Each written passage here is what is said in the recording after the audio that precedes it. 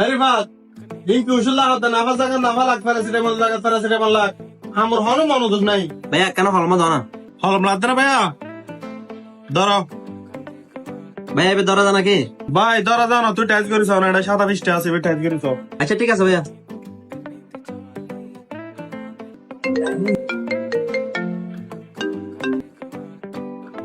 হ্যাঁ হ্যালো, ওই আয় আয় আয় আয় 10 মিনিটের ভিতর আয়। আরে ভাত ভাই কেন রাই? ঠিক আছে ভাইয়া, ওষুধ লাগবে না?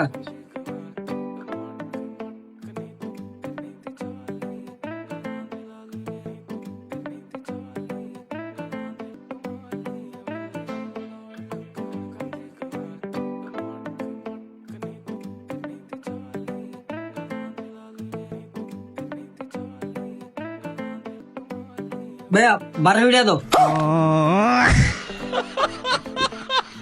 কি ভাই না হলে মেবে লই দি ধরা জান না সাইবেলে লই দি বুঝছো না? হ্যাঁ নাই লেখি দিয়া তুই এদিন ওষুধ কিলে দিবি রে, তোর ওষুধ থনে দিতে হই না। এরে ভাই তুই ওষুধ লাইছ না? তাই তো এটা সিলেবল লেখা আছে তো। আর প্রথম অক্ষ দেহে বুঝি গায়ে 33 বছর আগে ওষুধ দানিং করে দি।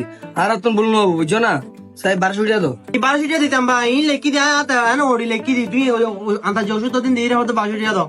আমি ওষুধ লেখি না হলম লেখি দি, ওগো নাম্বার লেখি বেলা হলম লেখি দি। তোর এদিন ওষুধ দিন দিতে হয় না?